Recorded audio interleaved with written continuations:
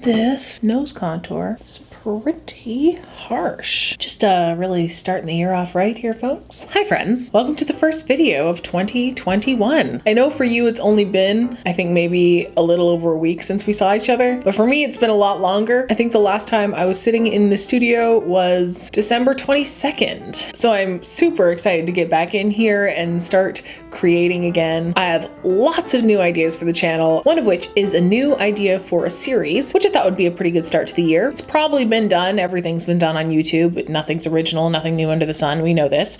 However, it still interested me, so I got the idea for this series while I was standing in a Sephora, as I want to do. I noticed that they just so happened to still have a few of the now sold out and out of stock everywhere waiting room palettes from the Melt and Beetlejuice collection, which is a collection that I had to really restrain myself from buying. For the price, I just couldn't justify it. However, I kept coming into the Sephora and seeing that the waiting room palette's still there, still in stock. And I would have to physically stop myself from grabbing it impulsively and taking it over to the counter. Have you ever just been on the cusp of buying something and then just talked yourself off the ledge like maybe 3 or 4 times? That was me with this palette. I just couldn't walk by it without pondering for a moment if I should drop $79 Canadian on 12 shadows that I know I already possess. So I thought it might be fun as an experiment to take a palette, go through my collection, and try and dupe out that palette as best I can, and then create a look using all of those dupe shadows. Again, I'm sure it's already been done, but I thought it would be a really fun exercise. And not only would it be beneficial to my wallet, it would also be a really fun way to get reacquainted with my collection again. In short, this series is going to be all about taking those much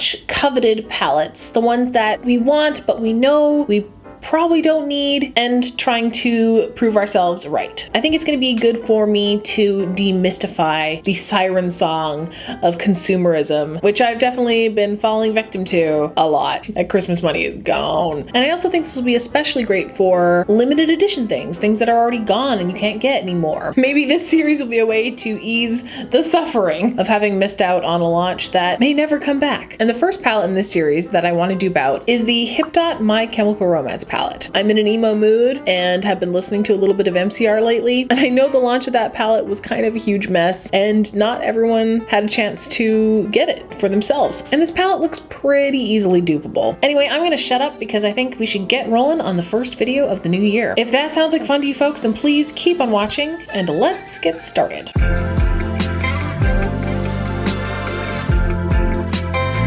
First things first, I want to pull up a photo of this palette. Oh my god, the new Blueprint palette looks so good. Also, Santa got me a new phone for Christmas. First new phone in 5 years. Now, when I first saw this, I definitely had a case of the I wants. It is a really nicely curated 9-pan. I mean, I'm sure most people are buying this for the packaging because it is just an emo girl's dream. This is the kind of palette that I would want in high school. Upon closer inspection, I looked at the swatches and I just thought, this is a really basic palette. Apart from maybe the metallic silver, everything else in this palette, I 100% absolutely have in my collection. All right, let's start pulling some stuff down. Now we know I have the gray. You know I love myself some gray eyeshadow. So I think this one from Makeup Forever might be a good one. This is M106, but it might be a tad too dark, but we're gonna pull it anyway. The red, absolutely. I immediately thought of the pure Raw Beauty Christie palette. I think Flavor Town would be a really good place to start. I would pull out Love Plus as well, but you just saw me use that in my holiday tutorial, which I will link up here. There's a black, and if I'm thinking of a very good black, it would be this one here from the Shroud Creepy Cute palette. Also, Creepy Cute palette, I always forget, has a gray. We have a nice mid-toned, warm, kind of erring on the side of pukey brown. And let's be honest, I think I have that about 1,000 times in my collection. This one would probably be a really good fit on toast. It's from the Gather Round Sisters palette from ColourPop. And then we have that dark, deep, chocolatey brown. Well, I mean, I feel like this one's a bit too easy, but we got a couple contenders right there. We also have a deep navy. Muerte palette would probably have on lock. I think this one would be pretty close. The only other kind of silver I have is this one from Flower Beauty. And this one's pretty gunmetal, but I don't know, it could work. Let's do some swatches. All right, now let's take this swatch photo and see if we can recreate it. First up is the navy.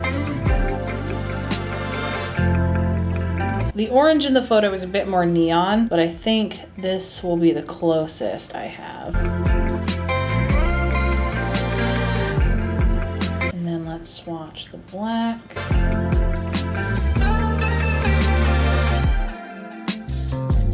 Let's go with Tombstone.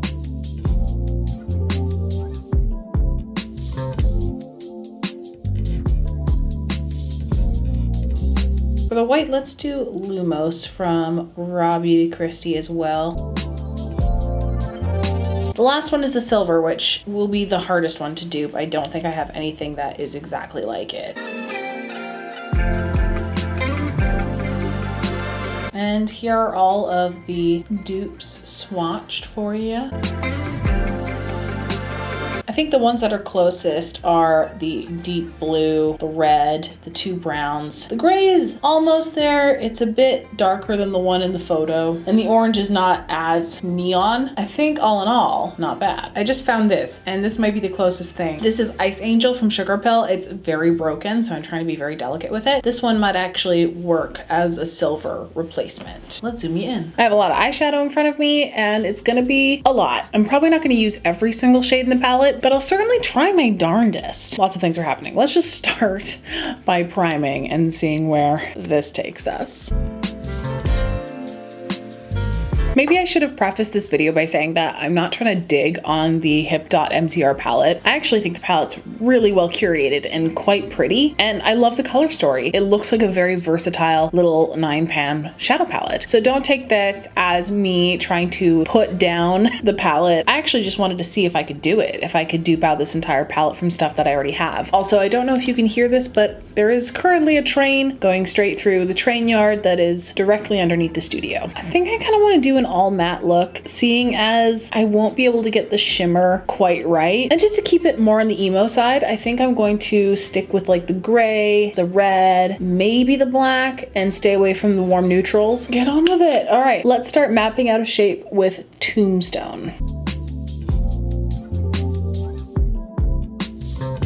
Although this one from the Creepy Cute palette is a bit more green based than blue based. So funny, everyone seems to be doing this color story right now. First it was the Waiting Room palette, and then it was the My Chemical Romance palette, and then the BH Cosmetics Garnet palette just got launched. And they all kind of have a little bit of a similar vibe. It was between this one and the Waiting Room palette today. But I had an idea for TikTok that I think worked better for the My Chemical Romance palette. Pretty sure my TikTok handle is the same as my Twitter handle. I'll leave it down below. Just taking the brush without any product on it and trying to blend this out. Let's deepen things up with some blue.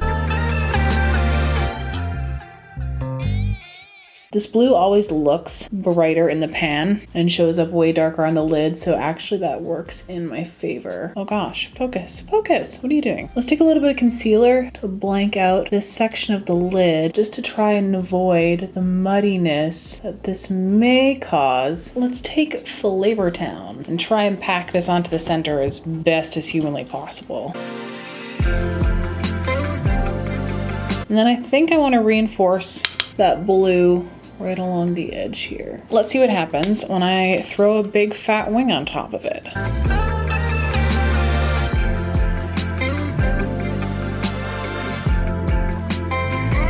This is the kind of makeup I wish I knew how to do when I was an emo kid. I think for the lower lash line, we're just gonna go full emo and do like a really nice blown out black lower lash line. But first, let's line the waterline just so we can smoke it out with the shadow.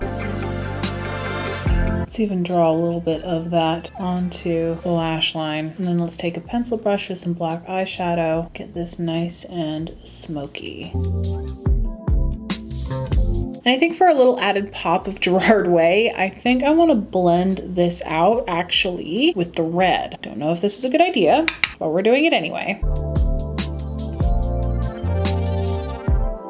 Let's blend in a bit more black. All right, and for a pop of brightness on the inner corner, let's take a little bit of Ice Angel. I know it's not a perfect match, but I think this will be as close as we're gonna get. I guess that's one thing I could use in my collection is a silver. I think I'm gonna take that onto the brow bone as well. It definitely has more of a blue shift thing going on. I think that is done for now. What do we think? Yeah, I think it's gonna come together once I put some lashes on. So why don't I go do all of this on the other side, throw on some lashes, and then when we come back, we will finish the rest of the look. Okay, other side is done. Lashes are on. These are Alter Ego by Bold Face. You want a giant pair of lashes without a whole lot of fuss? These are your gals. I had to figure out what to do with blush, and I have no idea because I don't really want to distract from the eye look. Let's just start with this guy here. And if I truly was doing an emo look, no blush would be in sight, but it's me. To deepen things up a tiny bit, I'm going to take this very chocolatey brown from the Vanilla Orange Truffle Blush Palette. Oh, she's pigmented. Okay, whoops. No idea what to do for highlight at all. Let's just use my new favorite, which is Metal Moon from Fenty.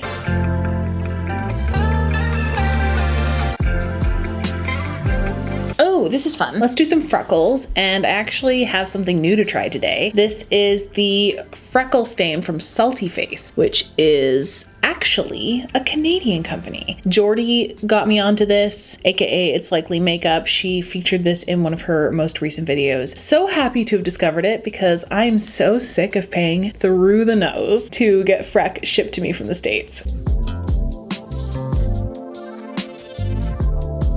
Kind of works the same as Freck does. It's the same kind of component, same kind of applicator and consistency. Not too bad. It's not blending out quite the way Freck does. Freck kind of blurs out more when you pat them out with your finger. This dries a little bit faster. I'm thinking of going with a gray lip just because I think it would match the tone of the look. I mean, either that or just black, but I think black is going to be a little bit too... Or is black the move? Okay, fuck it, let's do black. Plus, I haven't had a chance to use Sleepwalker from Black Moon. I'm gonna do something that is ill-advised and use this eyeliner for lip liner because I don't have a black lip liner. Just make sure when you put it back on your eye, you sanitize it properly. Note to self, get black lip liner because this feels wrong. Wow, okay. That is one coat. That is just one dip with the wand. Cool. Don't do what I did and get it all up in your lip piercing because that's gonna make a giant black mess. Okay, let's spray her down. Oh, that butthole lip though. While we're still damp, I'm going to hit up some spots with How Many Carrots. Finishing it off with a healthy dose of bottom mascara. Oh my god, it is pouring with rain outside. I don't know if you can hear it. Okay, hey, and that's the finished look, guys. First look of 2021. I'm pretty happy with this. I always feel like my eyes look a bit closed off when I do full black in the waterline and black wing and black under eye, but if you're gonna go emo, you really kind of have to commit to just looking a bit like a raccoon. And I really like this combination of colors. I think all of the tones in this palette work really well together. And you know what? If you got your hands on it, I bet you're probably gonna enjoy it. And I feel a lot better about not buying it, knowing now that I could easily dupe this out. And some of the shadows I had a couple times over too. The only two shades I'm really missing from the palette are the Silver Metallic and the Hyper Fluorescent Orange, both of which I would really like to play with, to be honest. But I still think this came out really good. It was fun to pretend I had the palette and mess around with the tones and create something that I probably wouldn't have put together myself. Yeah, I think this was a really fun exercise. I would love to know your thoughts. I don't even know if the people who got their hands on that palette would have it by now, but if you do have it and you have played with it, I would love to know if you think this was in any way, shape, or form close to the actual palette itself. But this video concept was really fun to put together. I would love to make this a series on my channel, so please leave in the comments below what palette you would like me to dupe next. Let me me rattle it off to you real quick. Here are the many ways you can help out my channel. You can give this video a huge thumbs up. You can comment down below what you thought of everything. You can subscribe. We're creeping up to 2K. I didn't quite hit it by the end of the year. We're definitely gonna hit it in 2021. Any and all engagement with my videos is crucial in helping me out in the algorithm. If you have a few spare seconds, please engage, engage, engage. You can follow me on other social media. I will leave those right there. Please check out my Patreon. I just uploaded a brand new base chat. It's the kind of chit chat, get ready with me style series I do on my Patreon, where I discuss the ideas I have for the channel. I ask for your input on certain videos, kind of let you in more on my personal life. It is January 5th as I'm filming this, so the Georgia Senate runoffs are happening right now. So fingers crossed all of that goes well. And I think that's everything. I'm gonna go take my emo self and make a TikTok and try not to feel completely out of touch. Oh gosh, it's really nice to be back. I'm so happy to be back. Please stay safe, stay sane, wash your hands, wear a mask, stay home if you can, and above all else, just be kind, be generous. And if you cannot muster that today, then just do your best. And hopefully I will see you on the next one. Bye!